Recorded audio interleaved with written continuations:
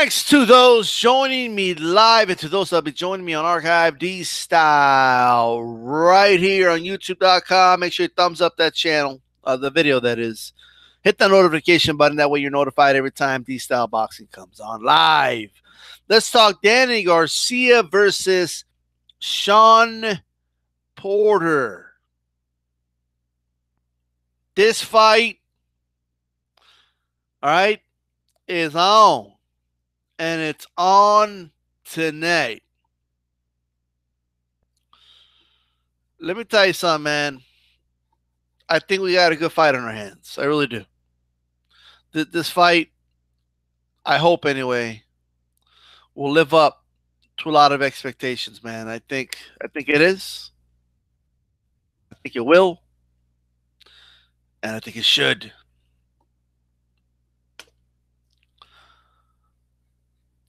First off, let's start off with my official prediction. But D-Style, who do you think is going to win D-Style? Hold on. All right, I'm going to tell you. I already said it in another video, all right? But the video was entitled Garcia Porter, all right? So we're going to go over it again, all right? Let's go over who I believe will win this fight, all right? We got Boxing Fan in the house saying, what's up, D-Style? Saying he's got Danny. We got people that got Danny. We got people that got Shawn. We got different people that got different people. But at the end of the day, who does D-Style believe is going to win this fight? Now, I've already said it on another video. All right? But again, it was a very random video. The title didn't say Garcia Porter. So if you're a subscriber of mine looking for boxing content, you may have not clicked on that video. I understand, right? Oh, but D-Style, man, you're always talking about politics, man. I don't want to talk. I don't want to listen to that shit, man. I subscribe for you for boxing, man. I get it. So here's a boxing video, right? Now check it out. Who do I believe is gonna win? Come on, D-Style. Get to the point, man. Just tell me, man. I want to make some money, man.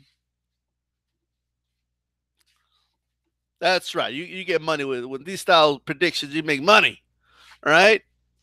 That's right. A lot of money to be made. We got Beeb in the house, and he believes Danny wins. Look at this. Joe Habib with Beating the Odds with Beeb. And make sure you subscribe, by the way. Go to Beating the Odds with Beeb. Subscribe to his channel. Got some podcasts on Sundays. Check that out. But D-Style, get to the point, man. Tell us who you think's going to win, man. Is it Danny, man? Because I want to bet, man. Let me tell you something.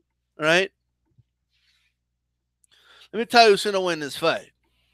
D-Style's about to let you know who's going to win this fight. Now, I've already said it,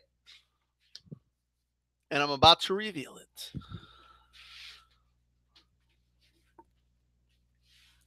Shawn Porter. I got Shawn Porter winning this fight. That's right. Now,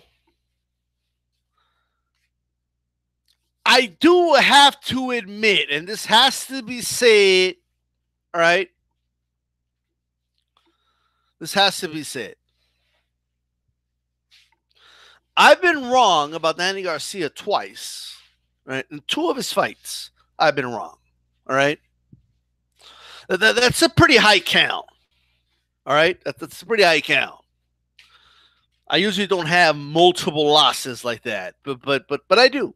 Right, I had Amir Khan beating Danny Garcia. Right, I know a lot of people don't admit that today. They're like everybody claims they never picked Khan, and like okay, right, you know. But I did have at that time. I thought Amir Khan would do enough to beat him. Right, and to be honest, I mean, let's be honest. Amir Khan was, you know, outboxing his ass before he got caught. If we're honest, right, but that's irrelevant. And I also had Matisse beating him. Okay, I had Matisse beating Danny Garcia. I was very confident, actually. That was a very confident pick. Now, that fight was a lot closer than people with revisionist history or memory have. But Danny did win it. The right guy did win. Okay, but it was a close fight. With that said, with that said, I've never been wrong about a Shawn Porter fight. I've never been wrong about Shawn Porter fight. I had Keith Thurman beating Shawn Porter. I had Cal Brook beating Shawn Porter. All right, that's why I'm confident about this pick here. All right, I think Shawn Porter wins this fight. All right.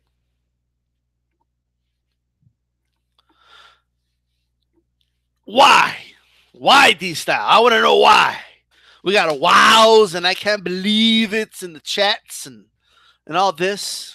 Okay. We got somebody that just randomly said England in the chat. That's right.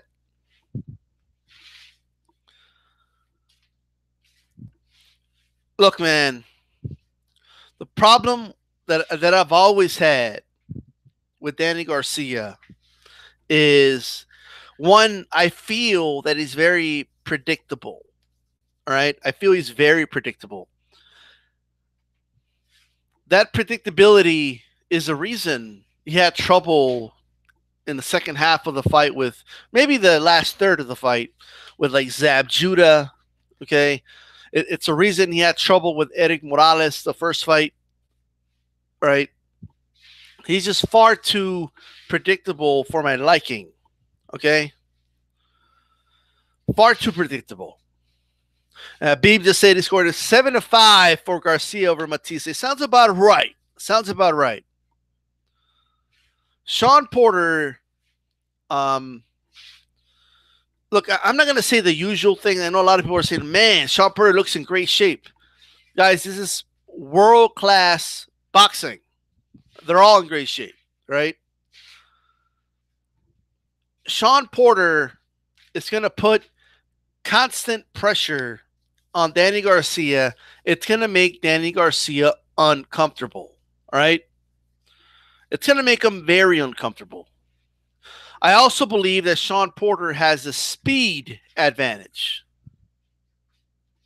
If you look back at Danny Garcia fights, how many fights has he had where he did not have the speed advantage? One of them would be the Zab Judah fight. I remember Zab Judah giving him a lot of problems, right? I do believe Shawn Porter has faster feet, faster hands. He's going to beat Danny Garcia to the punch. Okay, he's going to come on the inside. Danny Garcia is going to have to channel in his game plan that he had against Matisse, which is to hold him a lot when he gets on the inside. The only problem is Shawn Porter is a very strong welterweight, right? That's going to tire out Garcia. He's going to come in. He's going to put pressure. He's not going to fight him at mid-range, that's where Garcia really wants you to land that vicious hook of his. And there's no way, I just don't see how the Porters can't come up with a game plan to avoid that hook, right? Because that is Garcia's money punch, all right? And I think he's relied on it way too much. It's bailed him out way too much. But if you've seen in recent fights, I don't know, to me, it just seems like Garcia is just slowly but surely getting exposed fight after fight. And not in any matter where you could just say, well, you know, he's lost to the better guy, or Garcia's been struggling against fighters he shouldn't have struggled against. Okay? That's just the reality. And that's one of the reasons I've never been high on the guy. I just haven't.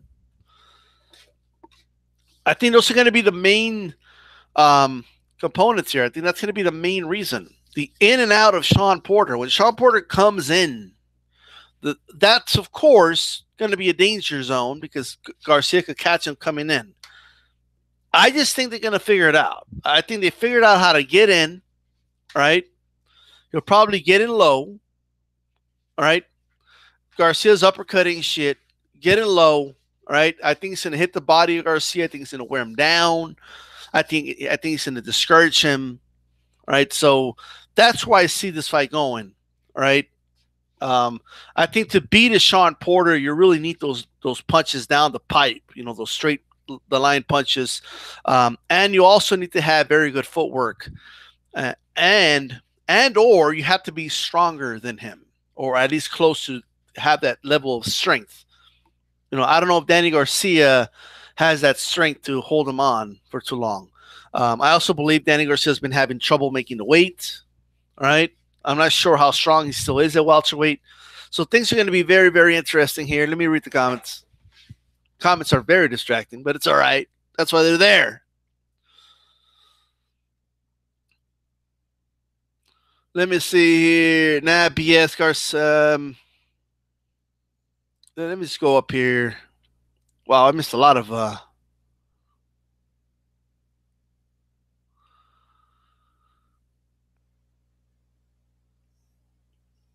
Trujillo. I got Danny no look hook Garcia. I remember the no look hook, man. I remember I used to say it a lot in my videos. I don't know if I came up with it, but I know that's been said a lot. Beating the odds, as Beam says, Garcia finished strong against Thurman. I think Thurman just gave away those rounds. To be honest with you, I mean, even Robert Guerrero finished strong with Thurman. It is what it is. Razor close loss. I don't know. I thought it was a competitive fight. I don't know if it was razor close. All right. But it was a close fight. I don't know about Razor, but I think Team Porter is taking Garcia lightly a little. I don't think they are. No, I don't believe they have room to take anybody lightly. So I don't believe that. But we'll see. Foot speed, not hand speed. I don't know, man. We'll see. Boxing fan, that's BS. Garcia versus Thurman was not Razor close. That was 8-4 or 9-3 for Thurman. All right. B believes Garcia's a better counter puncher. Rasclot says Garcia about to get beat up. In the odds would be Garcia can fight pretty well on the outside too. The fight's not really going to be held on the outside. I don't think anyway. Porter has no outside game. All inside. I know. He's going to bring the fight on the inside. Rasclot, that's because fans listen to commentary too much. Thurman won by a landslide, bruh. Well, I don't know about a landslide. It was close. I think I gave Thurman like 8 or 7 rounds, but all right. Beep. Garcia sometimes fights down to the level of his opposition. Well,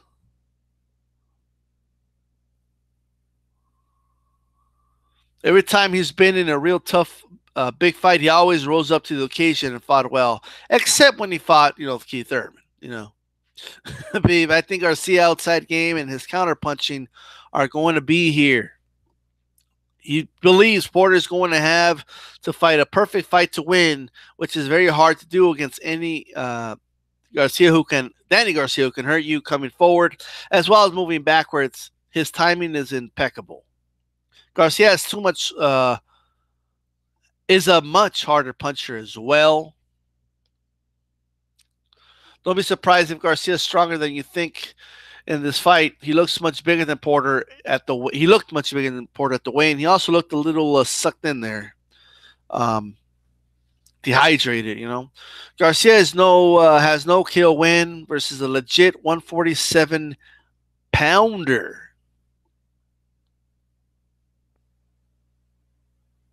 Well, let's think about it. Right. So after he beat Matisse, he moved up. Who has he beat at 147? Khan fight will be the most entertaining, win or lose. Isn't Khan either fought or is going to about to fight or something like that? Something like that. How will Garcia react to Porter's pressure? I don't think he's going to react very well at all, actually.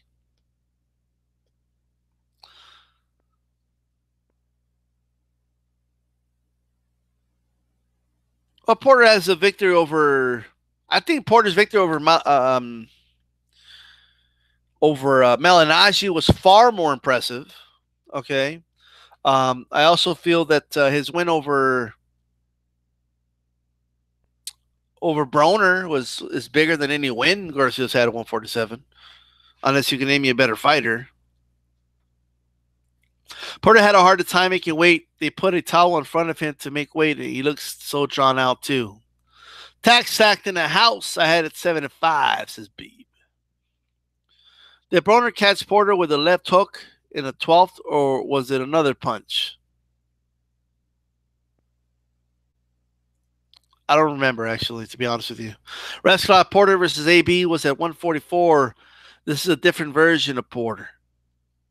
But by the way, I don't believe Porter had trouble making weight. I mean, they probably want him to rehydrate as much as possible, but we'll see. Peterson was a hard fight for Garcia. I forgot about that one. Yeah. Peterson was a very tough fight for Garcia. Some thought Peterson won that fight.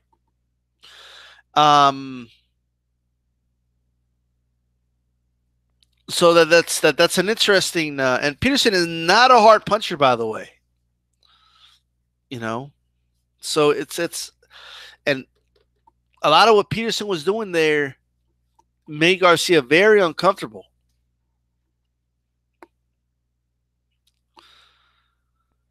Beeb still saying he finished strong against Thurman. Khan fights today versus Vargas. Not that Vargas. I gotcha. It's just some other Vargas. The Rascalot. Porter made weight easy. He never dropped his draws at the weigh-in. I fill out my own scorecards, Rascalot. I don't copy Farhad's. Garcia's arms is short for his height. Reach not that much of a difference versus Porter reach. Yeah. Not only that, I mean, Garcia's, the way he throws his punches, I mean, not like he's dependent that much on that arm length anyway. Garcia stopped Paulie too. Well, he did, but what I'm trying to say is Porter just dismantled Paulie. Okay, like Porter went in there and just beat the shit out of Paulie. He made Paulie look like he just didn't belong in the ring with him. Right?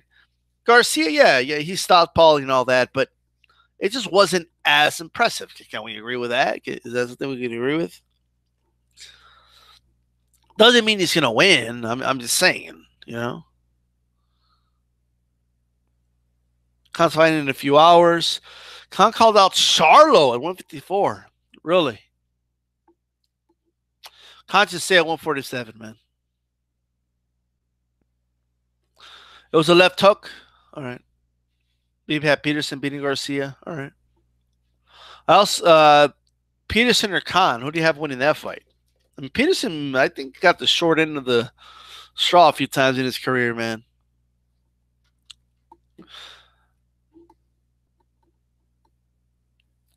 Porter lost to Julio Diaz in his first fight, but got a lucky draw. That was a while back, though. I find it funny how Porter made the 144 catch weight for Broner, but I had to get butt naked to make weight for Thurman, 147. Okay. Oh, I gotcha. You're joking about Khan. I was a little confused about Khan calling out freaking Charlo, but anyway. With that said, guys, just wanted to come on here, give my official prediction. You know, I don't want to come on after the fight and be like, "See, I told you," and all this other shit. All right, so I just wanted to come on here, give my official prediction. That's all I really got, really. I also wanted to say really quick, a little off topic, but the song out by Machine Gun Kelly, right, where you know he disses Eminem or whatever. Look, man, I already gave my thoughts about it, and I've already said, look, it's like a catchy song, and you know, but my only problem with this, all right, with the Machine Gun Kelly diss, all right, is that it's so weak diss, and if you listen to the song, right, he says Eminem's beard is weird, all right, Eminem's manipulator behind the scenes. I'm taller than Eminem, and you're a has-been. I mean, that's literally the diss, right? And then that's the diss part. but he also calls him the GOAT. He says, you're the greatest. Okay, he calls him he said he was his idol. So I'm not too sure that's a great diss, man. I'm just being honest. And if you look at the video, look at the video. It has 1 million likes, which is a lot, but it has 44 million views. That's telling me a lot of Machine Gun Kelly fans are listening to that song over and over again. That's what that's telling me, right? Plus, they put it on World Star Hip Hop, right? Which is helping with the views. With that said, yes, Eminem should reply, right? Go out there, reply, and that'll be interesting. I can't wait for his reply. If he doesn't reply, it's an L. I agree with that, but I think he will. With that said, let me just go over the last few things here. I think Peterson has a much better jab and all-around better boxer than Porter. Says Beeb. Last question. Thoughts on the PBC Fox deal? I think it's great. I think it's good. More boxing on Fox. That's good. Porter's best performance was against Paulie, but he never looked as good since then. Maybe Paulie was just shot. Could be, man. But I mean, he just bulldozed to the Paulie. Peterson won against Khan. I thought Khan edged it. Yeah. I mean, I hear you. Oh, wait a minute. Yeah, he did win that fight. Well, why did I think it was a draw? I don't know why, but anyway.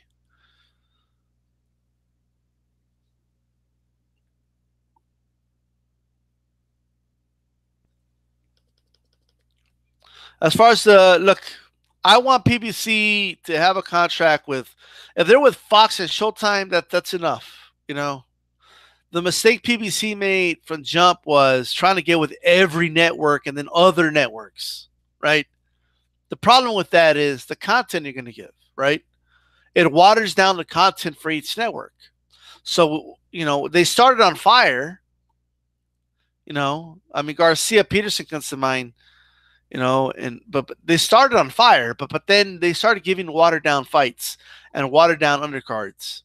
I'd rather PBC be involved with one or two networks so they can give us much better fights consistently rather than a bunch of watered down fights in the sea of, different networks. So I think it's a good thing. I like this deal. So I can't wait.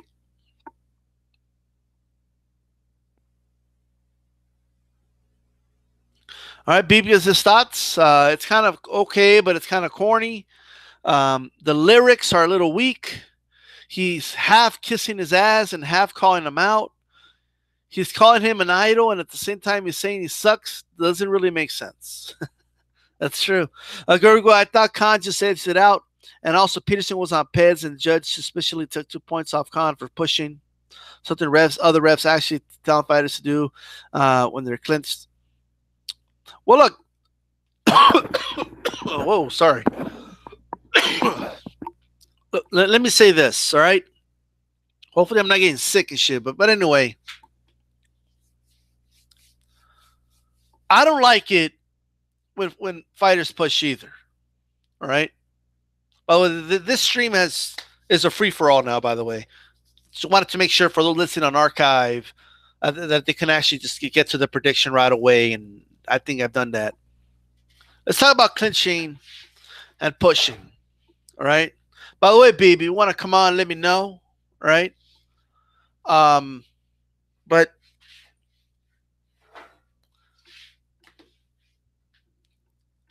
here's my thing. All right. I've evolved a lot with this clinching. All right. Like my position on clinching has evolved a lot.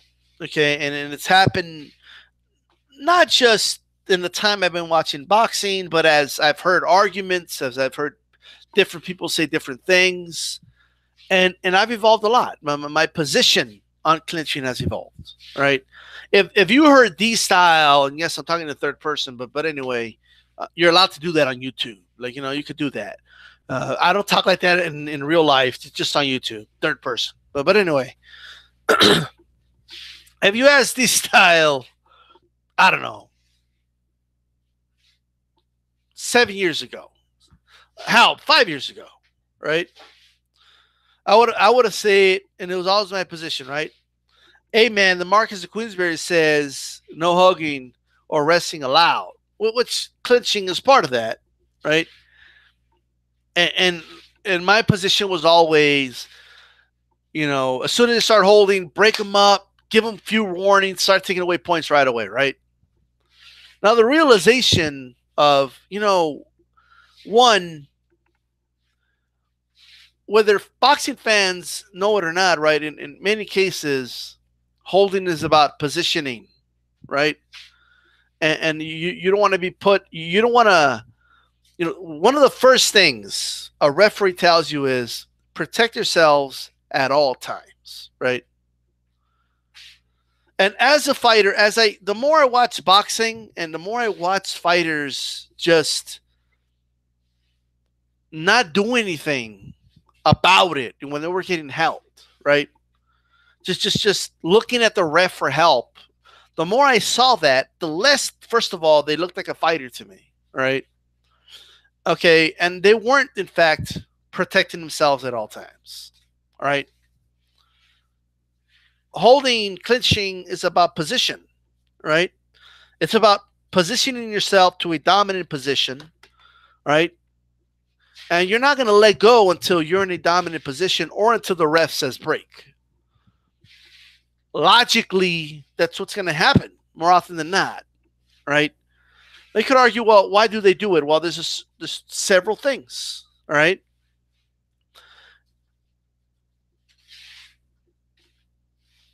Since you brought up pushing,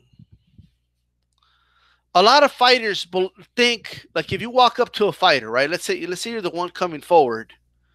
Like, they think that just because you're coming forward, that the other guy just has to, move out of the way.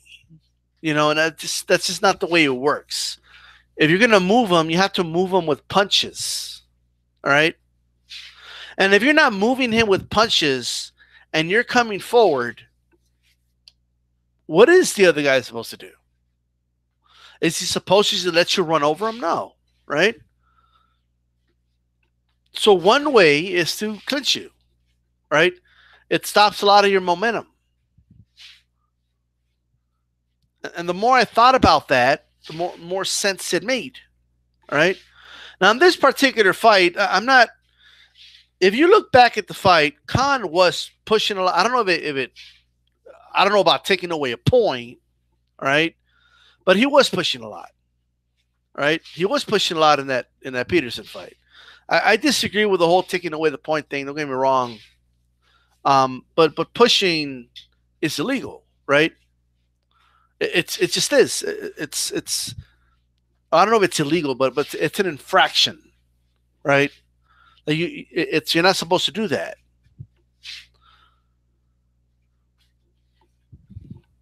A lot of holding in boxing just happens naturally, right? And when we're watching it on TV or as a spectator in person, we tend to just believe that these fighters don't feel anything unless they're getting punched.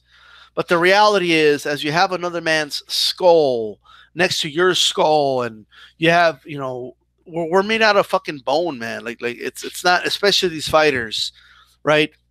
A shoulder hitting you in the face, it doesn't tickle, right? You have to protect yourself, right? If there's a fighter that's just fighting recklessly and just coming forward with his head down, right? Like, what could he really do? Like this. Do you just stand there and let them have their fucking head on your face? No. One way to, protect yourself from that is to hold them, to clinch them, all right? And you could control them. If you could control the other human body to be where you need it to be for you to be safe and to protect yourself as a fighter, all right, then that's what you're going to do.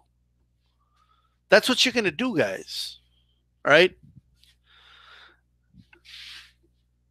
Now, what we don't need is, if you do this, right? There's some people out there that say, and I used to be one of them.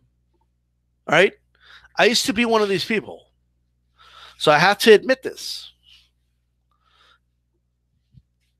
Well, if you just start taking away points when they hold, then that'll get rid of the problem, right? People will stop holding, right? If you strip fighters the right to hold, right? You start disqualifying fighters after three clinches in a fight. Number one, half of your fights are going to end by disqualification, right? No, but they'll adapt. Well, even if they do adapt to the situation, right? You're going to have a lot more head clashes, right? You're going to have a lot more head clashes. You're going to have a lot more elbows landing on people's faces. Okay, you're going to have a lot of more, it's going to make the sport a lot of more rules are going to be broken, even if accidentally, if fighters are not allowed to hold. Now, holding is an infraction, and you can get a point deducted for holding way too much. That's already in place. All right. The question is, well, at what point do you start taking away points? As soon as that fighter is not fighting and only holding, that's when you start taking away points. It's not that complicated. All right. Also, what a lot of boxing fans leave out is that fighters are told in the dressing room the protocol when it comes to holding. All right. One of the things that made me, change my tune a lot about clinching was there was a time where, and it always happened, but sometimes there's always this one time where it really sticks out. And a referee was talking to a fighter, and he told him, "Hey, if you hold him, if you hold him with the right hand or the left hand, okay, that's all right, as long as you're still actively punching with your other hand, right? As long as there's still activity there." He said this to the two fighters, right? He said it to both fighters. Both fighters nodded, okay? And then I see the fight, and then one fighter is complaining when the other guy is doing that very same thing the ref told him about, right? So whenever a fighter is getting beat up and he's getting handled in there, and the other guys is stronger than him and holding one of his arms and beating the shit out of him, the default is, well, he was holding me, that's against boxing. And well, a lot of fighters default to that because they're losing, right? Fighters have pride. They don't want to admit that somebody was just beating the shit out of them, right? That's just the reality. Remember when Kovalev, right? Kovalev was talking tough, right? Oh, if Ward tries to clinch me, I'm gonna break his arm. And he was talking about he was gonna do jiu-jitsu and or sambo shit on Ward if he dared clinch him. Well, what happened? When the moment came, all right, what happened? One, Ward was stronger than him, and he just a lot of people didn't expect that. Why? Because a lot of people confuse raw strength with punching power. There's a difference, right? So he was getting manhandled in there, and what happened? Kovalev fans are crying, "Oh, he's always holding, man." Well, your guy said he's gonna break his arm if he dared hold him, right? Remember that shit? But anyway.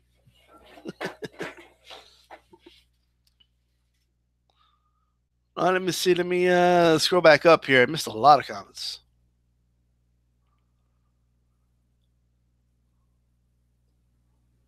Gorguga, DR is saying that fighters shouldn't push other fighters off when they're crowding and clinching. That's what Khan was doing, and he got 2 points off for it.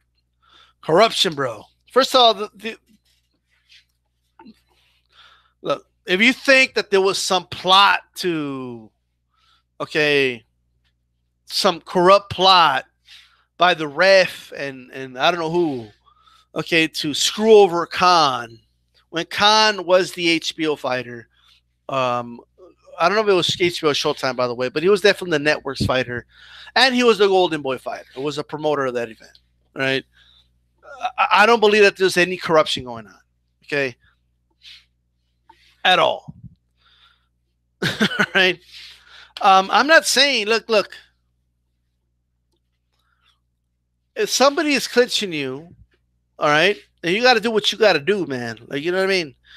I always refer to, when you never heard complain about clinching? Like, you never heard it. Ever. Miguel Cotto. You never heard Miguel Cotto complain about a fighter clinching him, right? Go watch Miguel Cotto when Shane Mosley was trying to clinch him, right? And it is textbook on how to defend yourself against guys that are trying to clinch you, right?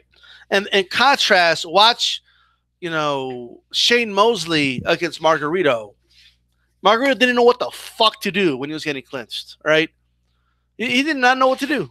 He just stood there like an idiot waiting for the ref to break him up.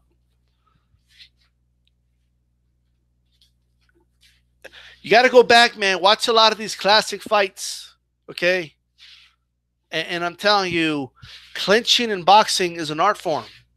There is a way to defend yourself against the clinch. You don't have to be a clincher to do it. Pushing is an infraction regardless, right? If somebody's crowding your space, number one, you could punch them if you want them out of your space, right? If they start clinching you, there's a way to defend yourself against the clinch and use it against the other guy. I'm just saying.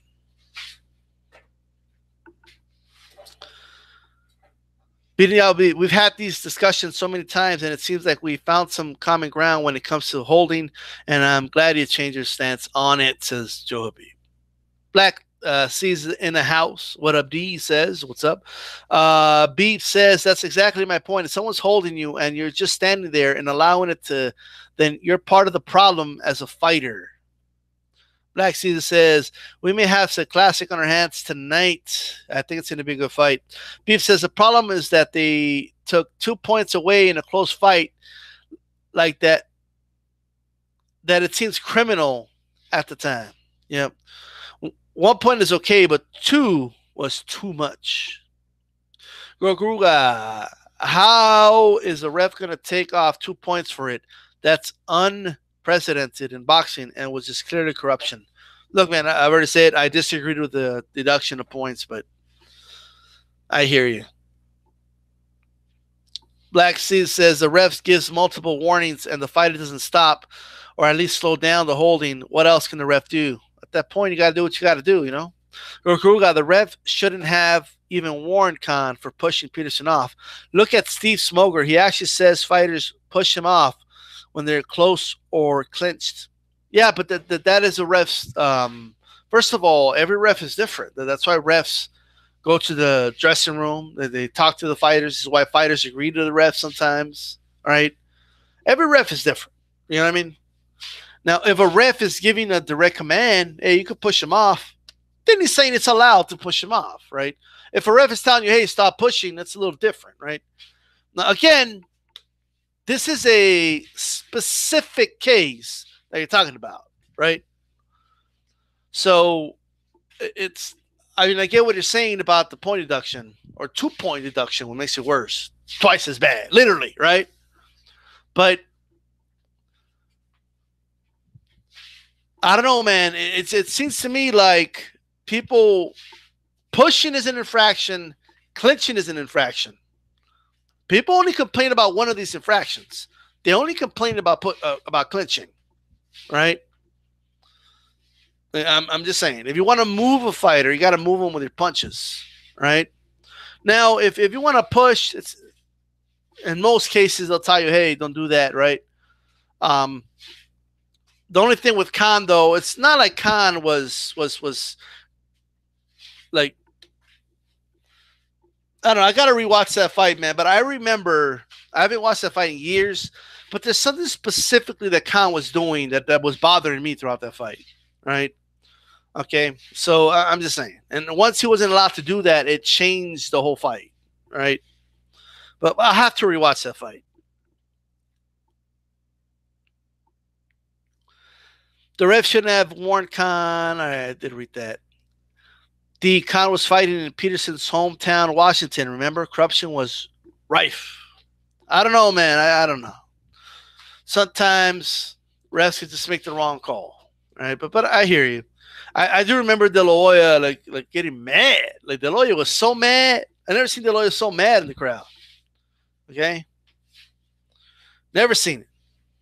I still remember Khan post-fight. Shit was hilarious.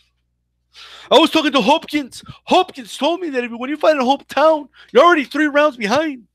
I was 3 rounds behind, and it took away 2 points. So I was five. It was like I was 5 rounds behind. Look, Khan. Right? It was a close fight, man. Right?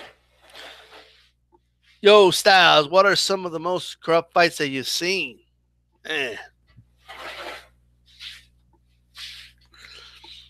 Look, even though the right guy won, right? I remember Frankie Randall versus Chavez, the first fight. Right?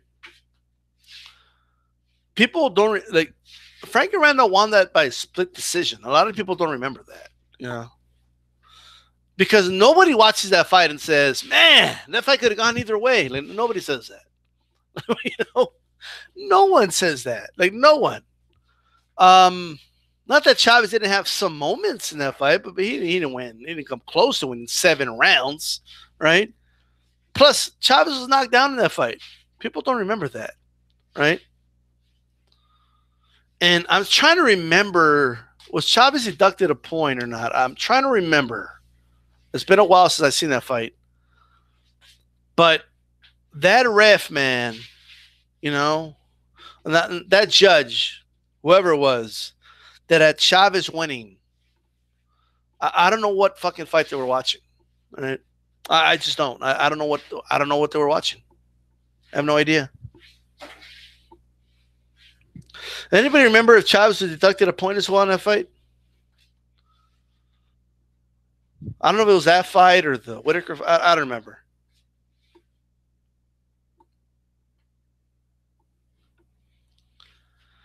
Black Season 1 wants a link. Yeah, I'll send you a link.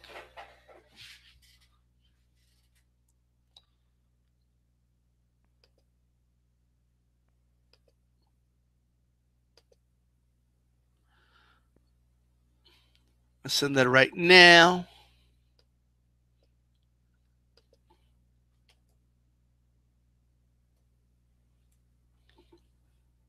Hey, what's your email, bro? I am going to need your email.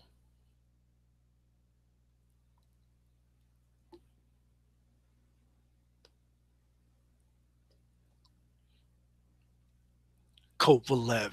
I'm going to break it. If he holds me, I'm going to break his arm. Like, get the fuck out of here. I remember reading that, laughing and shit. Yeah, I need an email.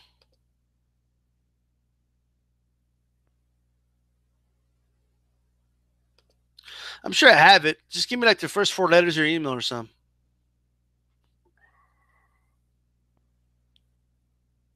So of all my emails here, I don't know which one's yours.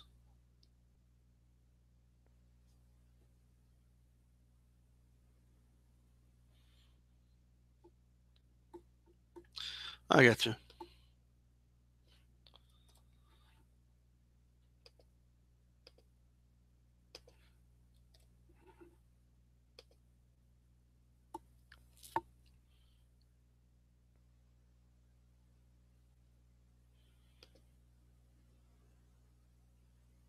All right, Black Season. It's been sent.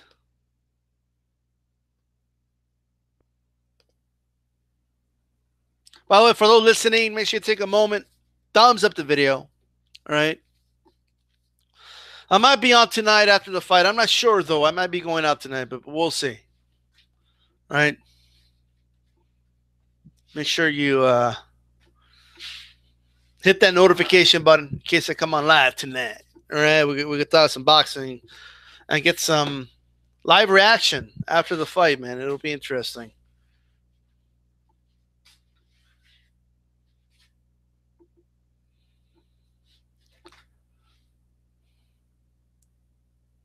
All right, bro. I did send you that email. Let me know if you got it.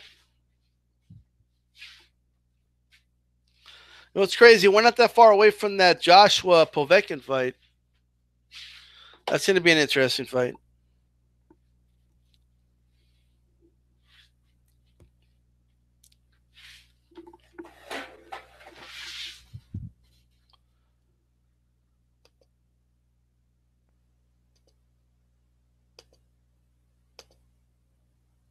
Hey, Black Caesar, did you get the email? I don't know. There's usually like a delay with this stuff, man.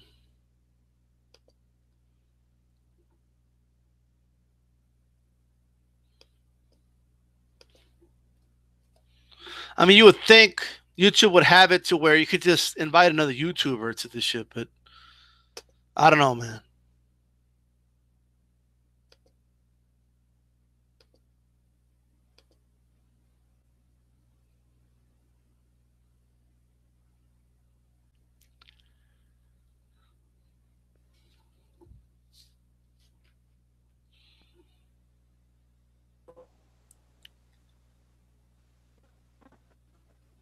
Hello?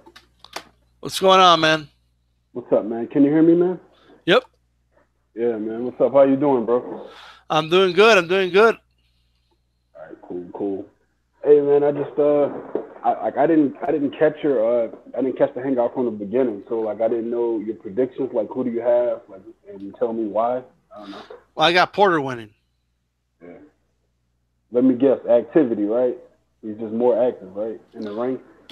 That's one of the reasons, yeah. Uh, I think he's a better inside fighter. I think he's gonna have the fight in the inside.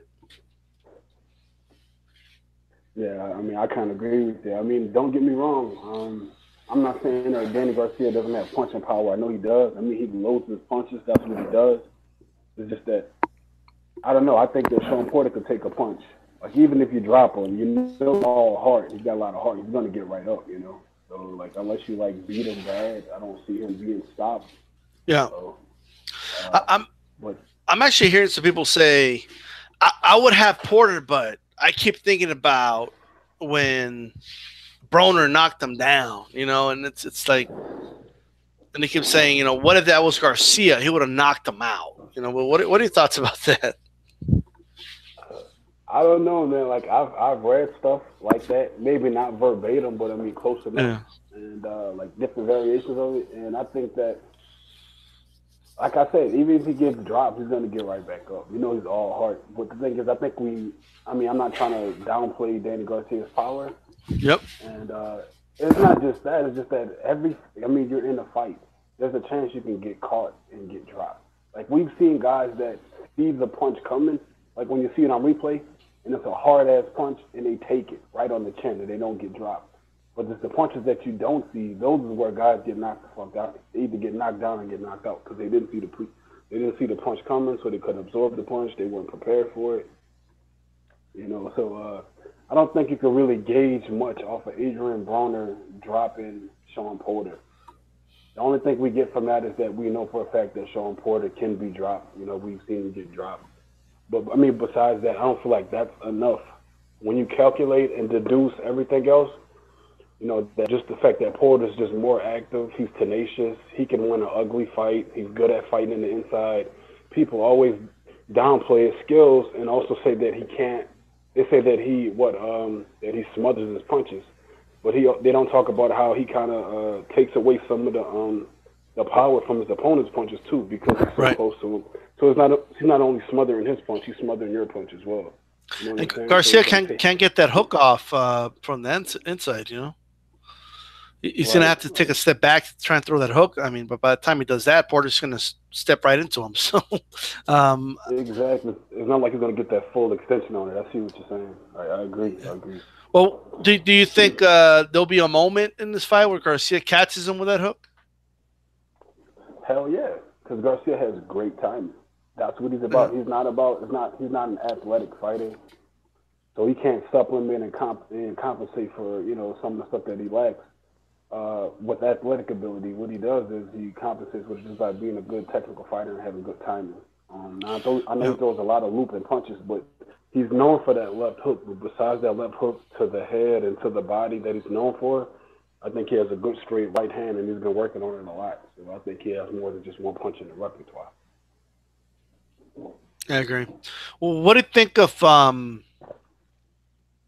Keith Thurman? I mean, he came. I just saw an interview of his today, and he's still calling himself the best welterweight in the world, and saying he's going to come back and do some damage. So what you think Keith Thurman's going to make some noise anytime soon?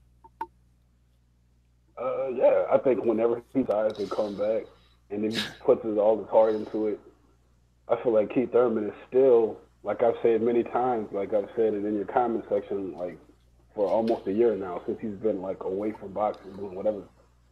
Uh, I feel like whenever he comes back, he's the best. I feel like he's the king of 147, and Bud Crawford's my favorite fighter. But I feel like you can't just push someone to the side and push all the other good fighters aside just because just because I like a certain fighter. Now I feel like Bud Crawford to me is the best fighter in the world, pound for pound. Since Yeah, Andre Ward retired, I put Bud Crawford there. I It's kind of agree. like a domino effect. It's like a domino effect. Like when Floyd retired, I mean, we all were saying there was a lot of us that were saying that Andre Ward was the best, right? Or he's right up under Floyd. So once Floyd retired, by default, Ward was pushed up, right? Yep. And I feel like it's the same thing. I feel like with Bud Crawford, but however, I mean, uh, Keith Thurman has two victories over the top five welters. The two guys that are fighting right now, and these two guys are not pushovers. I know the media kind of downplays them, and I know like in the boxing community we talk down on them. Yeah. But these two guys are still two of the top five welters, and there's no other welterweight that has victories over two of the top five welters besides Keith Thurman. You know, uh, since Keith Thurman's been away, I would have liked to see things kind of be, things kind of get straightened out in the welterweight division. Some of these guys fight each other, especially the PBC fighters, since all of the good fighters are pretty much on PBC, and that has not happened. So, but I don't think we should downplay this fight.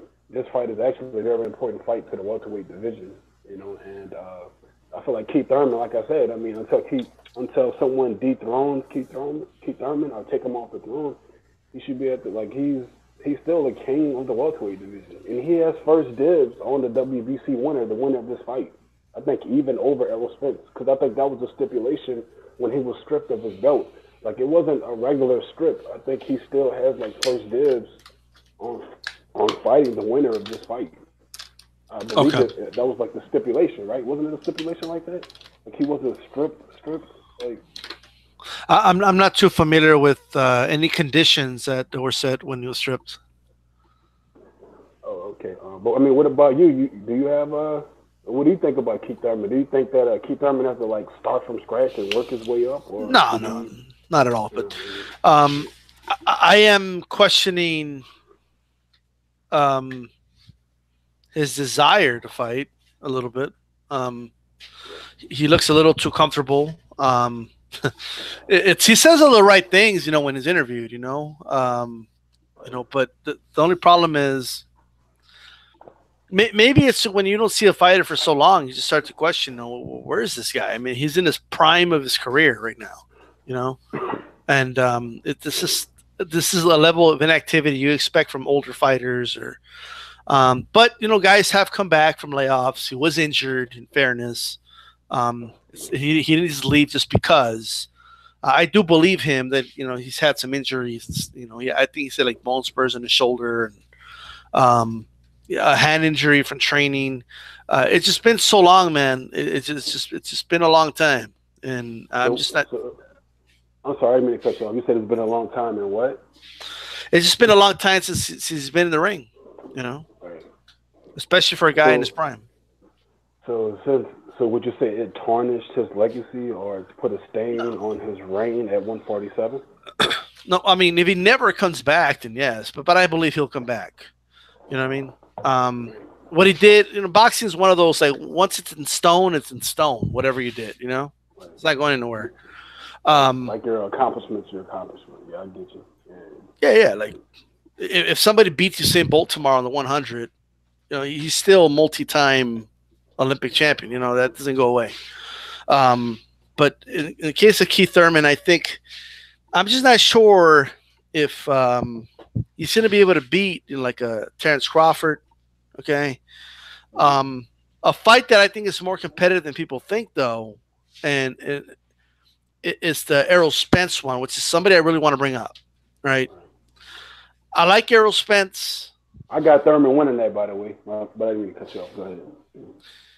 I hear you, but look, I like Errol Spence, and I know that what I'm about to say is going to maybe have people say, "Oh, you're an Errol Spence hater." Like I kind of know Right. that, The But question is, do you like him or do you love him, D? Like, because there's some dudes out there that treat him like he's Sugar Ray Leonard already. Like, that's my thing. So I do believe a lot of people are rating him way too high. I do believe that, right? I agree. I concur. I When they agree say with he's that. going to walk through Crawford, I just scratch my head Right. and I have to ask myself, based on what? Like, what are you basing that out of? Is it just so they don't even say like, oh, it's the guess, or it's well, look at what he's done. Well, look at the caliber of fighter he's fought. You know, like, it's not I don't know, man. I just think that I don't know. I think it's a combination of many things.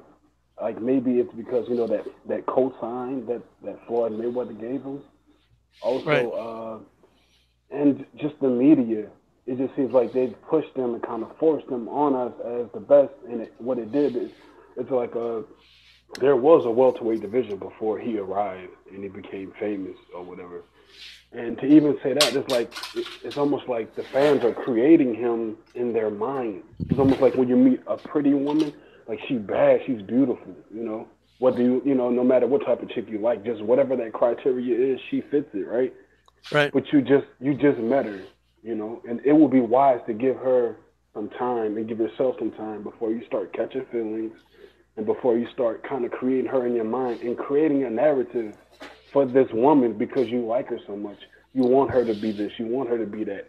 And and you might end up disappointing yourself, creating the narrative and writing the story for this person without knowing her or knowing who the fuck she is. You know what I mean? So it's like yeah, here, if we just pump our brakes, and I think it's a slap to the face to all the other boxers, not only the boxers, the welterweights that are here right now, but the ones before who had to do so much before they start getting that notoriety and that push. right. You know, and it's not like he's this charismatic fighter. It's not like he has, like, if you talk about outside of the ring, I don't think he's some charismatic dude with personality. I mean, Adrian Broner, whether you like him or you love him or hate him, he has personality. I think, Right. everything with Spence is based on what we hope and what we think I mean, he's let, going let to me be. let me put it this way, right? And let's say Porter never fought Thurman and never fought Kell Brook, right? Just as an example. And his big win is I guess you could say the Malignaggi win, right? Which was a devastating win. Right, right. But if that was the only image you had of Porter in your head, like, man, look at what it did to Malignaggi, bro. Like, he just He's a walked him beast. over. He's got Like, punching power. He's everything. Right. like I just think that's kind of what, and it's according to what you said, right?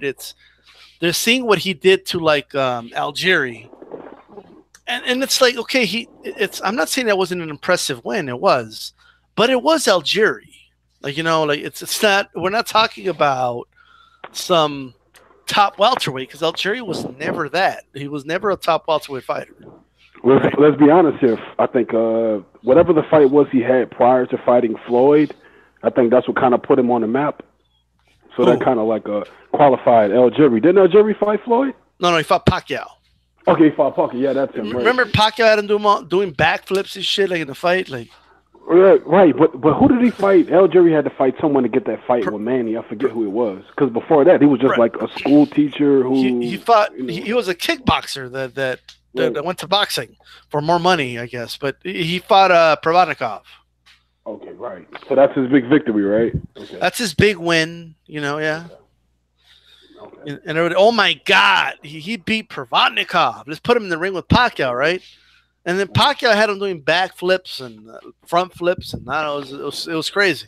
Algieri, yeah, he got washed up. I don't know why it popped in my head. Floyd. I'm trying to think. I forget who did Floyd fight. That was. I can't think of it right now, but it doesn't matter anyway.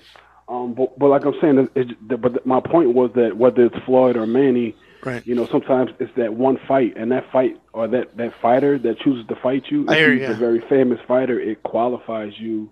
And it gives you that extra. I got you. Yeah. Yeah. But before that, Algieri was just Algieri, right? He was another fighter, right? He was just another dude. Yeah. I'm trying to think of the name of the guy. Algieri had another win. I can't remember the name of the guy though. He also fought.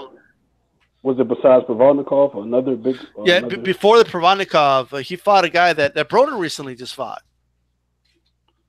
African American dude. Broner fought him. I know that, but I Did can't. Broner just fought him?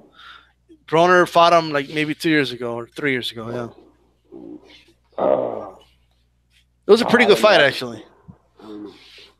But Uh, look, what I wanted to ask you about yeah, go Thurman ahead. was to go back to Thurman. Like, I don't think that I don't know. Did the boxing community did we ever really embrace Keith Thurman for how good of a fighter he is? Did we ever really acknowledge his skill set, or is it because his fights weren't so dominant when he went up and fought higher caliber fighters? He didn't just run Garcia out. He didn't Right, just right. run through Garcia. He didn't just run through Porter. So is it because of that, or did we ever really embrace him? Like, I don't think he ever reached the level of um, when you say was he embraced, like was he appreciated for what he did? Is that what you mean? Or? yeah, like his first accomplishments, and just the fact that like I mean, Floyd didn't Floyd duck him for like a year or two? Wasn't he like I don't know, wasn't he a man not a man was he a mandatory for Floyd? Or I I don't know. I believe don't remember. yeah. He was Um, supposed to fight Floyd and it was with the WBA and it just never happened. And I know a lot of Floyd was fans wanted the Thurman Floyd fight, like, but Floyd just at that point of his career wasn't interested. I mean, he fought I think Berto instead or something. Um, After the Manny fight, then he retired. But I'm not sure. But as far as him being embraced, I guess it just depends who you ask. I mean, I consider Thurman one of the top welterweights right now.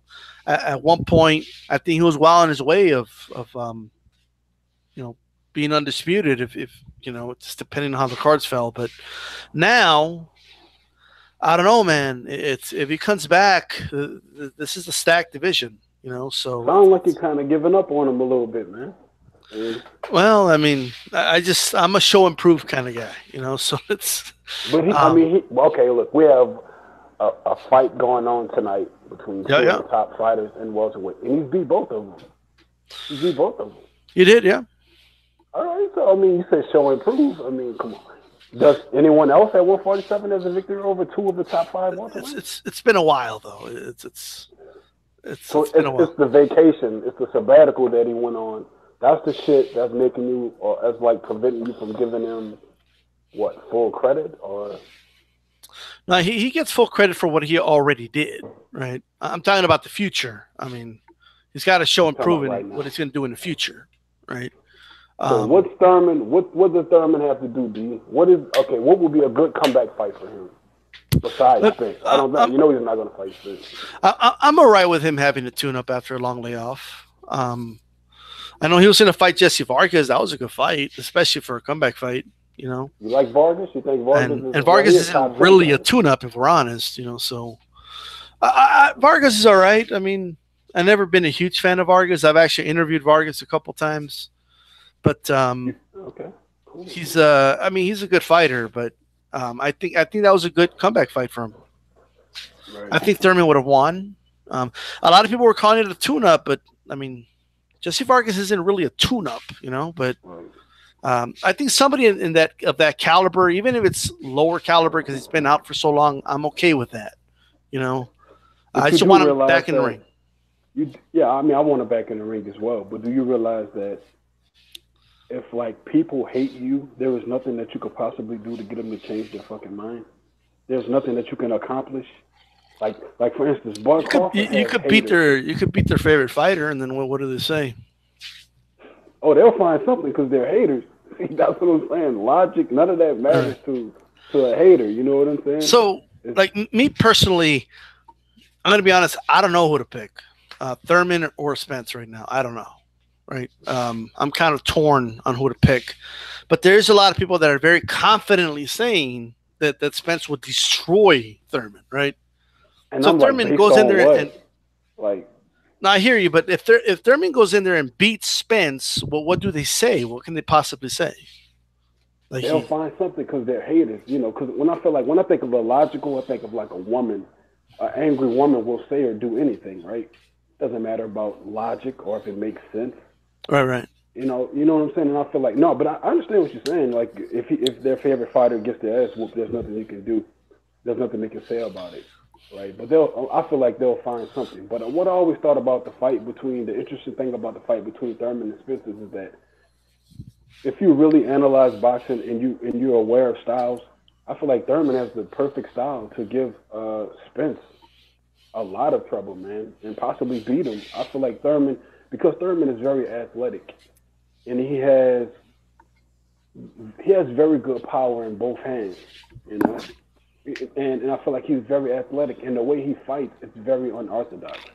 Like it's hard to really describe his style because like It's a good sometimes he'll point. jump, yeah, like he'll jump right in front of you, and somehow he'll get off two very quick, athletic Has hooks, two big hooks, quick fast hooks, and then he'll hop out of there. has You know, Spence ever fought someone who punches as hard as Thurman? I don't know who's his hardest punching opponent. I have no idea. I have no idea. That's a very good And fucking look, question. well, I mean, I don't What know. about athletic? Who's he fought that's athletic as Thurman as well? Power and athleticism. Cal Brook, maybe I don't know. Yeah. Okay. Cal Brook was boxing him um, uh, until he got that injury in the eye or whatever. But um, I don't take away from that victory though. That was a good victory by Spence. But Coming off a loss in the well, it was in a higher weight class, you know, two weight classes up, right? two weight classes. Yeah, you're right. Yeah. I I don't mean, know. it does leave questions, of course. You do wonder, right, how much was taken out of Cal Brook, but that's just speculation. I don't know. You know what I mean? Like it's there's a lot of things that we don't know, and I personally, I really want to see. Like I want to see Spence in there against a Crawford. I want to see him in there against one of the guys fighting tonight. You know what I mean? The winner of this fight. Yeah. I think it'll be. I think. Well, I mean to cut you off, but I think if he fights any of the top five welters, I think I don't know if he'll just run right through him. Because to be honest with you, like you said, when you brought up the Kell Brook fight, Kell Brook was coming off a loss. Who knows how? We know how he was physically, right?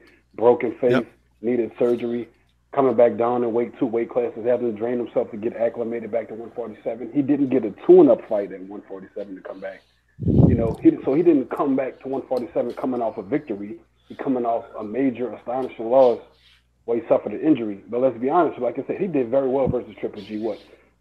He did very well versus Triple G. He also did well against Brook. I think the fight was stopped in the 11th round. Like he was this close to finishing, and you can argue that he won more rounds. But of course, the knockdowns, it takes a point away from, it takes, he loses a point every time he gets knocked down. I believe he was knocked down twice, right?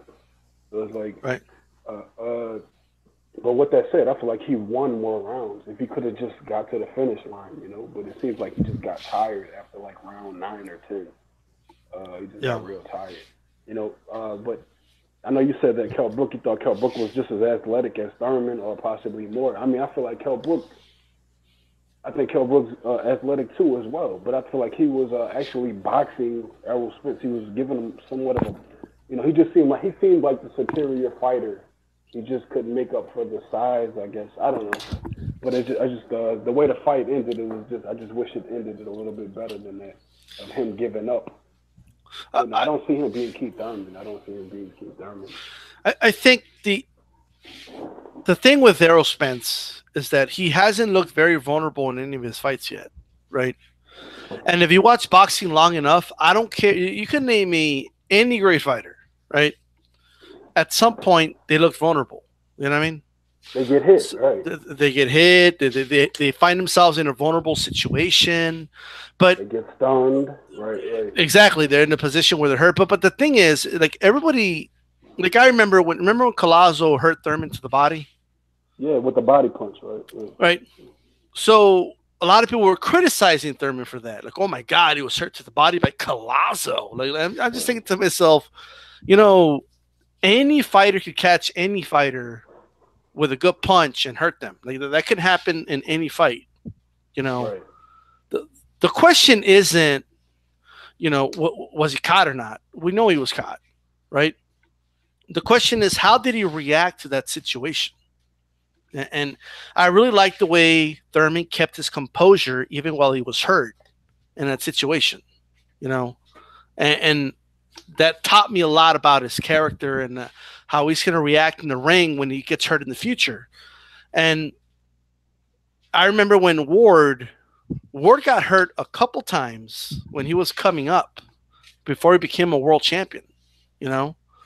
But Mm-hmm. seeing Andre Ward getting knocked down or stunned, and the way he showed character and reacted to those situations showed me a lot about Andre Ward, you know, where a lot of people took the other route and said, "Man, I can if he got hurt by this nobody, what do you think, Mikhail Kesser's going to do to him? Like, or what do you think?" Exactly. So I think Keith Thurman, I do believe, has been criticized a lot for having moments that all fighters have when they're active and they're constantly fighting top fighters.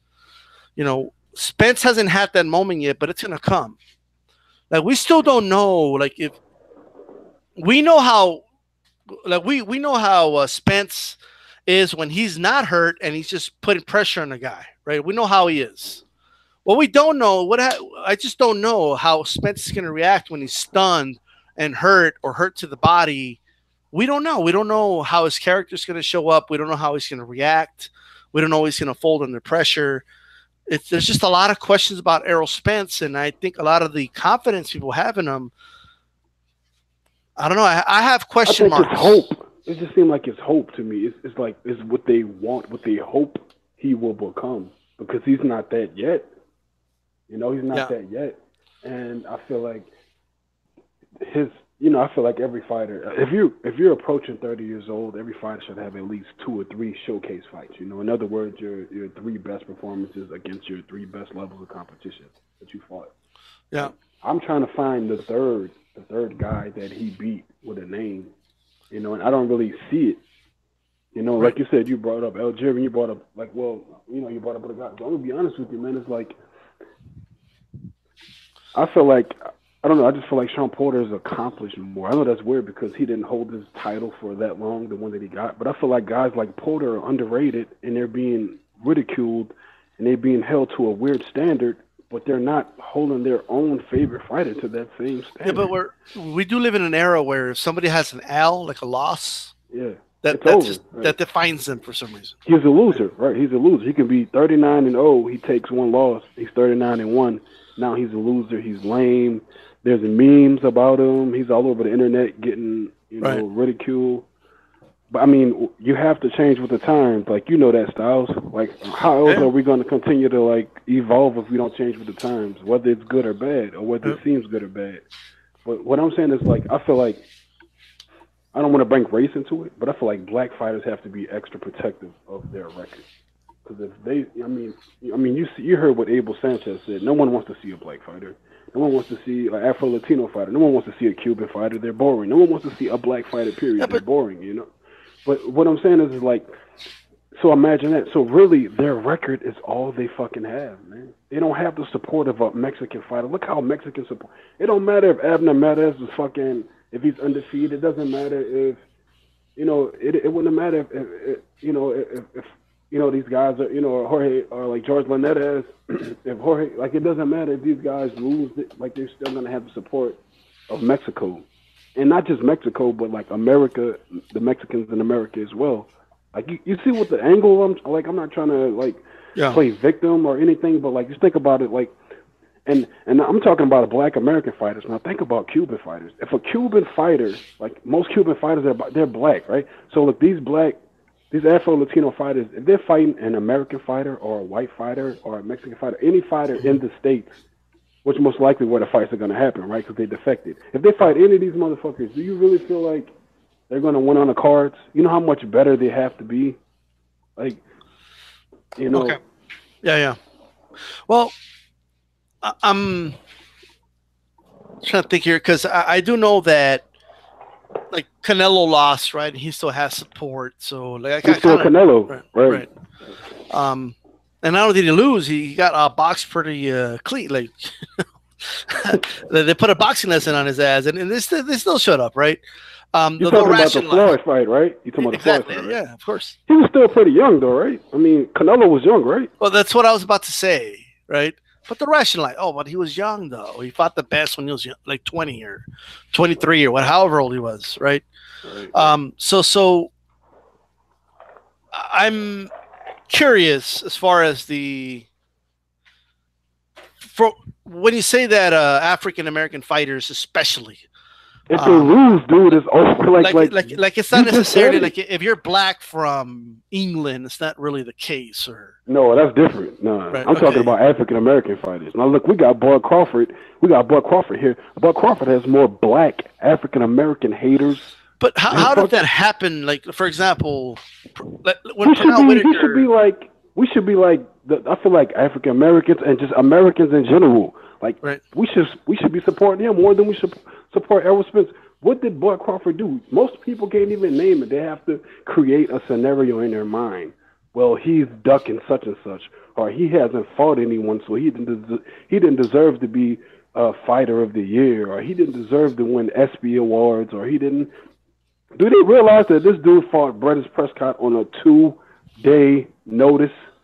Right. Once he found out, okay, Brendan Prescott will be fighting on HBO. You know what? I'm a hungry fighter. PBC is not offering me anything.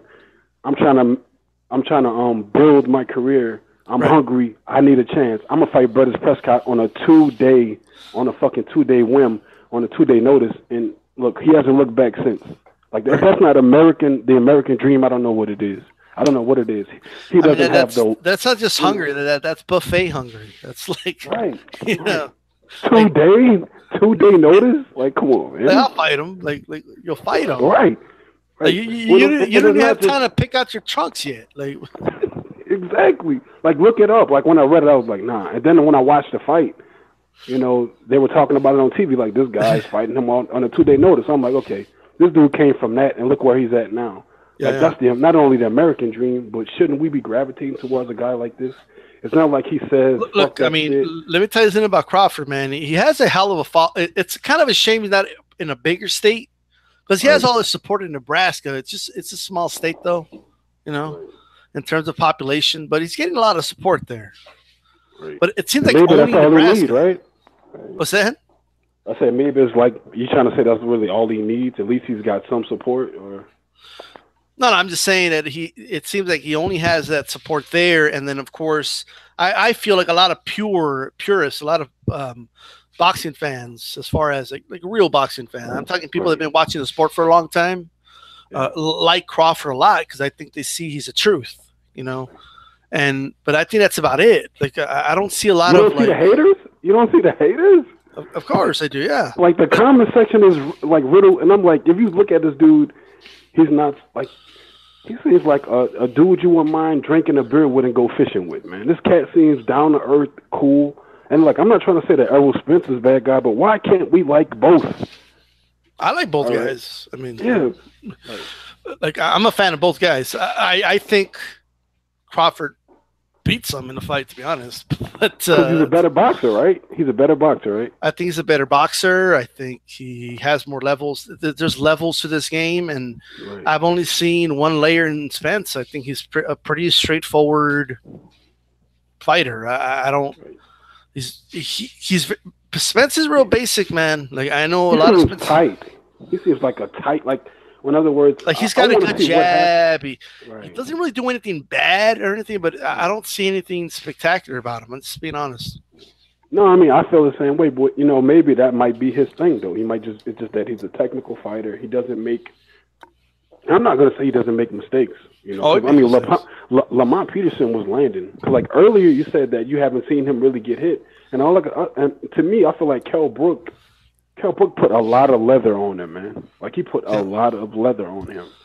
Yeah, the thing with Crawford, man, I just feel like whatever you do is going to adapt to it. Like you know, and I don't know if Spence is ready for that level of boxing. You know, and I just think that there's levels to it. You know, I hate using that term because Floyd used it a lot, but there is levels to boxing, and. It's a chess game in there. You play chess? Yeah, I definitely do. I mean, I'm not the greatest, but I definitely do. Right. Yeah, So if you've ever played chess, like, um, then you know it's not about how bad you want to win. You know, it's about strategy and it's about strategic. the Thinking pieces. two, It's 3 steps ahead. strategy Yeah. exactly. I think Crawford's like 5, 6, 7 steps ahead. Okay, Yeah. like, I You know think what? just that many? You sure not 10 or 11? probably. No. I Right, just feel right. like Thurman is just not Thurman. I'm sorry, Spence. He's probably the guy that isn't ahead. He just attacks. You know, he just attacks the king, and Right. I don't think it's going to work against Crawford. I just don't. Now I remember I was in this debate with Low Place on Dan the Man's channel a couple of months ago, Jeez. and Yeah. yeah, and we were debating, Bud versus Spence, and I was like, well, I'll tell you what, I want you to tell me how would Spence beat. I want you to tell me what advantage that Spence has over over Bud that has nothing to do with dimensions, and he couldn't come up with one because there's not really. What are you going to say he's better than? Bud Crawford could do every fucking thing in the ring. The only advantage you're gonna have over Bud Crawford is height. The same advantages that Jose Benavidez. Oh, that's another thing I wanted to bring up, the Benavidez thing. Yeah. I mean, they downplaying him somehow. I He's like basically Benavidez. and not just that. I mean, this dude is tough as nails. He's got a good jab. He's got Benavidez good was my power. prospect of the year a couple years ago. He was. You mean when he Uh, first started with Top Rank? Was that like in the beginning? Or yeah. I know his publicist. Yeah. oh, okay, yeah. I mean, but what I'm saying is like, do you see how like they downplayed him once they caught a whim once they caught a whiff that Bud Crawford might be fighting him in the future? They were like, oh, okay, oh, this guy is horrible. He's nothing. And I'm sitting there thinking, Benavidez could beat Ocampo. Benavidez right now is currently ranked number 1 in the WBA. How bad could he possibly be? That's a good fight, man. I don't. Isn't he ranked number 1 in the WBA? I'm not sure to be honest. Yeah, I think he is. He's like number. I don't know. I think he might be like number 14 in the IBF. Not IBF in the WBO. But Yeah. but in the WBA, dude, go check on it. He's number 1. He's ranked number 1. I mean, I got to keep it real. I think Crawford beats him for sure, but I think Crawford beats everybody though. Right. But by the way, speaking of Keith Thurman, he did downplay the Horn win. He did. Yeah, he said that. He said any top 10 U.S. fighter would have beaten Horn. Which, I mean, I would like him to give me some names, but So I'm not sure he's too excited to talk about Crawford. He said Crawford hasn't proven himself yet at 147. Right. But see, he said the same thing. Thurman said the same thing that Thurman said the same thing like that what he said about Spence. And Spence has used that excuse too. You got to get a belt. Spence told that to well, first I believe Floyd told that to Thurman when Thurman was trying to chase Floyd down. Yeah. He got the belt, still nothing happened. Thurman told that to Spence, and when Spence was trying to chase Thurman down, and Spence got a belt, still nothing happened. And you know what I'm saying? And Spence told that to Bud Crawford. Like, when you come to 147, get your belt, and then we'll talk. You know what I'm saying? So it's like, if you really hold these fighters to what they say every time, like, they're going to be talking in circles. You know what I mean?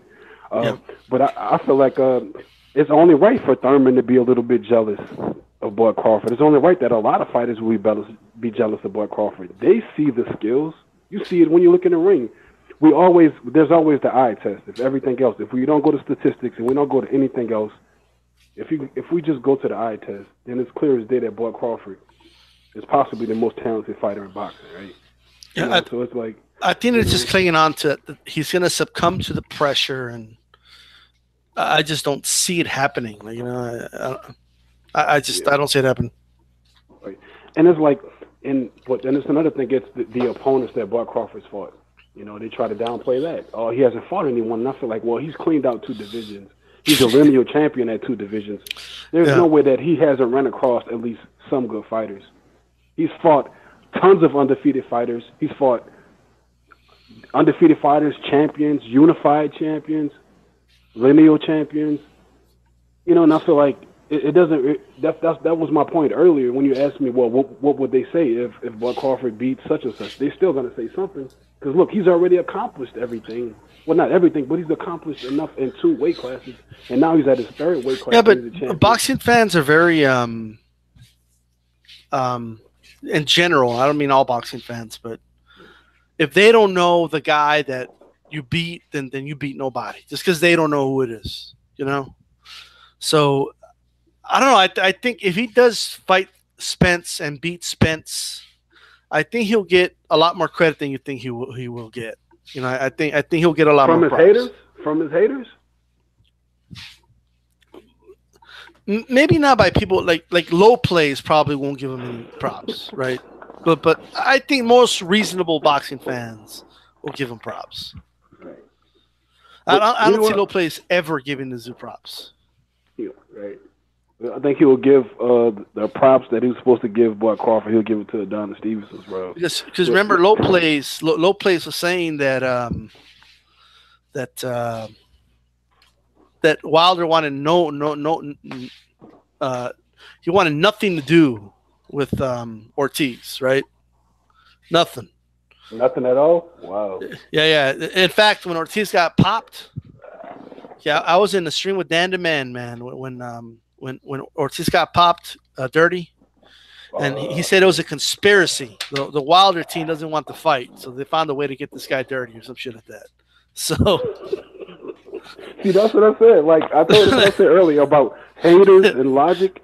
Logic does not fucking matter to a hater. but then they fight, right? And then Wilder knocks him out, and it's all of a sudden I never said that, and like, dude, it's on record, bro. Right. No, I've caught that a few times, man. I've caught that a few times, man. But you're right though, because let me tell you something, man. Remember the Pactards? When Marquez knocked out Pacquiao, they were still hating. Right. You would think that you would think that they would have went on suicide watch, but they were still hating. Well, a lot of them disappeared, right? I know PP disappeared. Ecuador dude over there. No, dude. Not just that. Ward made PP disappear after the Kovalev fight. Like he shut down his channel and everything. I remember the last thing that I told Precise Presenter, I left him a comment before I got blocked. I was like, "Good job, Nostra fucking Damas. Great prediction." Like I just remember that was like the last thing I told him. Like he ran away after Ward beat him the second time. That was it, man. Like, he ran that's weird though. He used to be the biggest Ward fan on YouTube. It's a weird. Wait. You mean like back in like our era, like back in like 09, 2000? Yeah, no, like 2012, He was a Ward fan? Yeah. Men take bubble baths? I don't know. Yeah, he was a Floyd fan. Yeah, I remember that. Like he used to leave comments on my videos back in the day. But what I'm saying is like I don't remember him being that much of a Ward fan. I don't know. Yeah. But that's another thing, man. Like, what do you think about when Ward comes back up in weight? Or what do you think when Ward comes back? You think he's going to go to cruiserweight or heavyweight or what? He's got, I think, like 13 months to come back. So I can get my $100 from NBT Boxing. But I'm waiting for him to come back. But, I don't like Ward at cruiserweight. Like, I think he'll like win fights, but who's he gonna fight though? I don't know. What about Usyk? You think he could beat Usyk? I think that's a tough fight because I have to keep the size in mind. Oh, I can tell by the tone of your voice. I don't think you think Ward can pull it out, man. Can he pull it off? Yes. So I think he's the favorite. Probably not. Yeah. Well, I mean, I gotta admit, Usyk, like usually you don't hear he lets his hands size, go, but that's a huge size advantage. Huge. But not power though, right? He's not like a powerful fighter. He lets his hands go, and he's a very slick fighter, and he knows how to move around the ring. But most importantly, he's just very active. He throws a lot of punches. So it's going to be hard to not beat him on the cards. You know what I'm saying? But I feel like Ward would find. I think Ward would figure him out, man. Well, I'll tell you what. Ward has to feel out the division first. I think he has to have at least 2 or 3 fights at that weight class before he fights a Usyk. Yeah. So you think he can't? Well, isn't that what he kind of did when he went to light heavy? Like, yeah. Well, he started off. He had like 3 fights.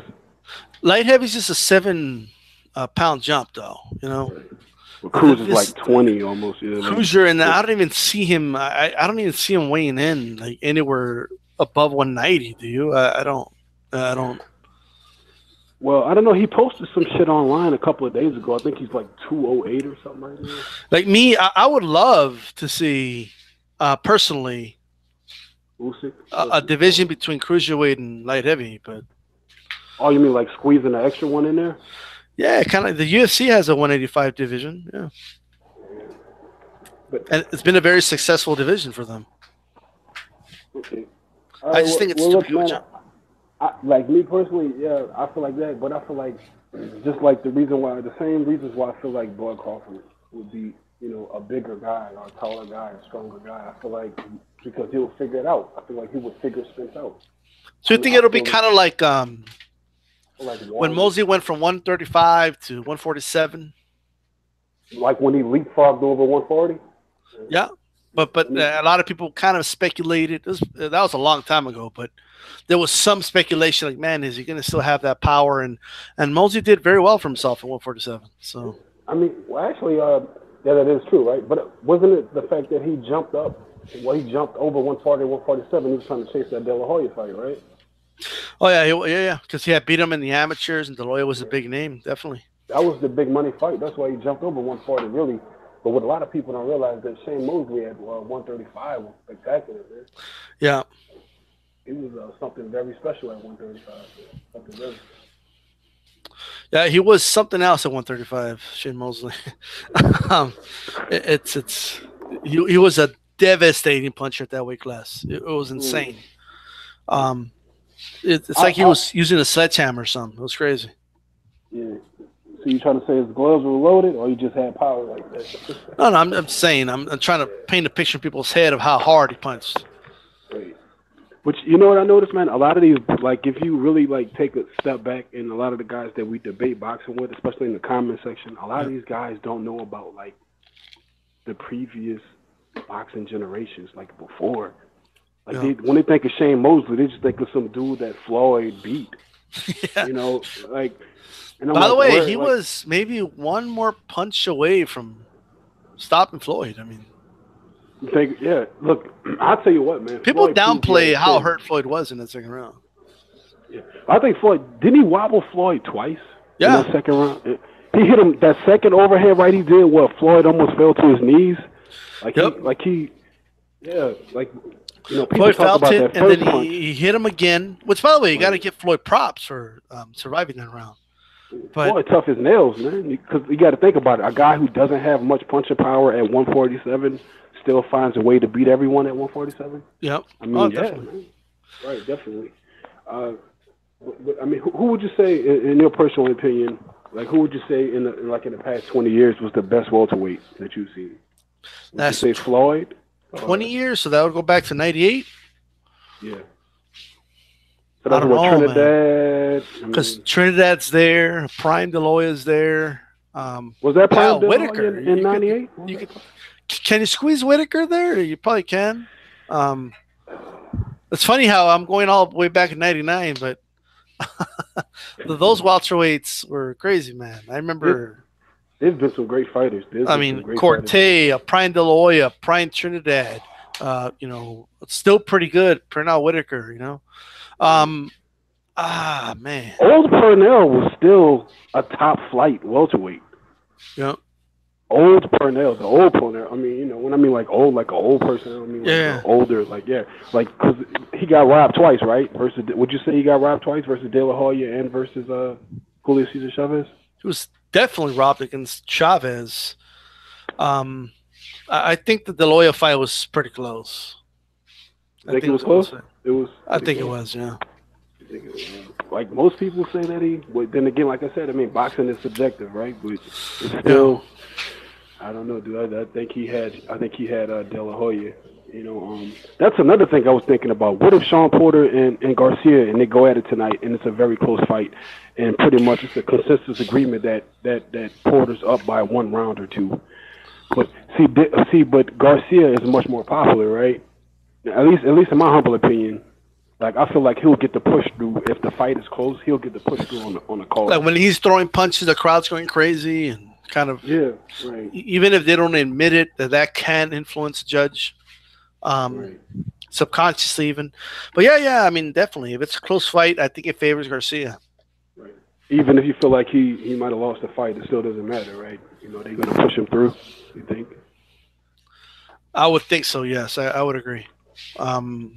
So with that said, is it still? Would you still be like? Would you think you like? Is it? At least to me, it feels like I would be going against the grain. If you're still gonna pick, if you're still gonna pick Porter over Garcia, if you know that Porter's gonna get raped on the cards, and if you know that he probably would have to like dominate, he would have to dominate Garcia, dude. He would have to dominate him to get that win. I'm gonna pick Porter. If I feel Porter won, I'll say it. If I feel Garcia won, I'll say it. You know, Right. I don't necessarily pick based off of what I think the judges are gonna say, or because judges can surprise you sometimes. You know, so it's if you would have asked me before the Bradley fight with Pacquiao, if it's a Right. close fight, who do you think wins? I would have said Pacquiao, right? There's just Bradley's gonna have to dominate, but that's well, we saw what happened. Now, I personally, Oh, hold on, wait a I had minute. it So you think close. he won? I had it close. I had You had it Pacquiao close. winning, but I had it close. All three I fights? think, Yeah, they fought 3 times, right? yeah. No, Pacquiao won the other two for sure. Okay. But But the that first first one fight, though. the first fight, I don't know what the hell HBO was watching. I felt it was close. I felt it was a really close fight. I felt Pacquiao won, but that they made it sound like Pacquiao was just putting a surgical performance, you know, like it's which I just wasn't seeing. Yeah. And that's another thing that always kind of got me, kind of got my goat. It made me realize that who's really in power. We know the fighters aren't in power, and you know the question is it really like the TV networks? Because I mean I feel like they're more important than even the promoters, right? Because that's what the promoters hold. I mean they want to get this fight funded, right? So Yep. it's like and they want to get it televised. So I Well, always thought that I think they're like HBO, Showtime, you know. And For they're those that partner wonder, companies. like, how do they corrupt the judges? So, one thing promoters are allowed to do, like, they're not allowed to pay for obvious reasons. You can't pay any money to the judges You mean out of pocket? out of Like, pocket, but you could take them out to eat.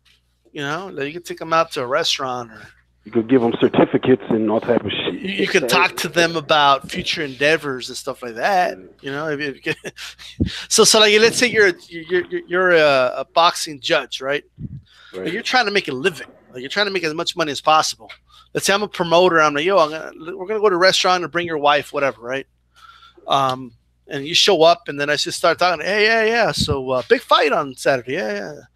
You know, I really I like the way you score, man. I think you're very fair, and I would really like you to be in a lot of. You know, if Danny ever has another fight, man, I'd love for you to be a judge for that fight. You know, 'cause I think you're a very fair judge. Mm-hmm. You enjoying your lobster? I'm gonna send over some champagne compliments. I see what you're saying. Right. You know, that's how it's done. Like people think that nobody outright tells them, you know, hey, you know, whatever, you know, but. So in other words, there's other ways you can corrupt the judge without coming out of your pockets directly. Yeah, and then you leave yourself deniability if anything ever hits the fan, you know. If and then if you ever come out and say, hey, this guy was trying to bribe me to freaking score the fight in favor of Danny, then I could just say, no, I didn't. I told him he's a fair judge. That's all I said, right? It's a Donald Trump trick, you know. Like just. Oh shit, dude! I'm always on your politics videos, dude. Listening, dude. Don't get me started on that. I just watched an old ass Donald Trump interview on Howard Stern. First of all, he's been on there like 4 or 5 times. But some of the shit he was saying, man, I'm like, how the fuck did he become president, dog? Like how? I still remember when Obama got elected, and Shawn Hannity had this special, right? How Obama used to smoke, and it was like a big controversy, you know, like drugs or cigarettes. A cigarette. But how can someone who can't overcome addiction of a cigarette, you know, be president? You know, rumors have it that he's still smoking. This was an actual controversial topic. You know, like. You know, I'm just thinking to myself, when you look back, it's insane. People ate it up, right? People they were like, yeah, he's right, yeah, right. And now Hannity and Combs, and Combs, they have like a whole I don't know, they're not together anymore. I don't believe, but I mean, Hannity still has a strong following, right? Yeah. They're not together anymore. It's just Hannity now. They're not even trying to pretend to be down the middle anymore. So, but he has a strong following. What are you gonna do? Yeah, I used to listen to Fox News when I was young just to see how racist white people think, just to just to kind of like stick in my ear, put the cup in my Uh, ear and stick it to the door and trying to listen. And I still can't believe though. Like, what year is this? Remind me what year it is. 2018, man. Right. Right. So, in the year 2018, a Fox host told LeBron James to shut up and dribble. I mean, dude, like, I'm just thinking to myself, like, what's is this happening right now? Right. Like, so. You know what, dude? And not just that. Like, I mean, I don't. I mean, racism will never die. Like, there will always be that. There will always be that. I feel like if everyone was white, it Right. still wouldn't matter. People would find a way to, differentiate themselves from others, create factions or fractions, I and mean, they've you already know, done that. I mean, they used to do it to right, the Irish, and, you know, right. Like, over there how in could like England and stuff. Irish people are synonymous for being what, pale as fuck, right? Very pale. So Right. they're extremely white, Right. whiter than the average white man. So like, how can you tell them they're, call them niggers or whatever, paddies or whatever you called Irish people back then? When they were first getting off those boats, right? And they Yep. got a gun shoved in their hand to tell them to fight in the Civil War, when they were just trying to, escape the potato famine and all that other bullshit, man. Just goes to show you, man. Yeah. People always find a way to hate on each other. It's just the way it is. It's tribalism. But what are you gonna do? Um, with that said, man, I do got to wrap this up. No problem, Got any bro. final thoughts? Yeah, man. I feel like a guy like Bud Crawford has the fastest hands at 147. He has the fastest feet at 147. He's a finisher, so he's not just gonna run around the ring. But if shit gets if shit gets drastic and he gets hurt and he has to find a way to hold on, he's got to find a way. He's gonna run away. He's still able to do that. So in other words, he'll do whatever needs to be done to win. He can win in a various of ways, a plethora of ways. He should be supported by damn near every, if not all, African Americans. And it's a fucking shame that people treat him like he's the enemy because of Bob Arum. I think we worry too much about promoters. We count the fighters' money way too much because none of that money is going into our pockets. And if you just take a step back and look at things and analyze yourself, then you'll realize, a lot of people will realize that they're haters because they're jealous. You know, like I know jealousy and hatred are two different sins, right? But they're still sins, and I feel like they coincide. They Yep. correlate, they connect, and they're attached to each other. You're not gonna hate someone unless you're envious of them. At least most of the time, not all the time. But when it comes to boxing, you're gonna hate the other fighter if your favorite fighter is a foe to that fighter, or Yep. if that fighter's a threat to your favorite fighter. So in other words, Bud Crawford just got to 147, but y'all want him to do this and that. You want him to continue to do this and that. Meanwhile, the guy that you champion and the guy that you're supporting over every other black fighter at 147, this guy really hasn't accomplished much. He hasn't. I believe Ocampo was what, the first undefeated fighter he's ever fought. How did Ocampo become a mandatory in the first place? How did he leapfrog over like 25 and 30 other people to become a mandatory? I feel like he was placed there. It's not like boxing isn't corrupted. We know that it's corrupted. So let's not pretend like Ocampo wasn't placed there because he didn't beat any of those guys and he leapfrogged over like 25 people to become that mandatory. So when you start looking at it like that, we know boxing is corrupted, but we love it anyway. What I'm saying is if you're going to analyze and nitpick and dissect and downtrot other people, you have to look in the mirror and you have to look at the fighter that you support and you champion. You got to make sure your shit is cleaned at home before you start looking out your fucking window and looking down on others, man. That's all I wanted to say. All right, there you go, man. With that said, guys, thanks to everybody that tuned in. This is D Style. Enjoy the fight, guys. I think both these guys can take a punch, which means it'll be a good fight.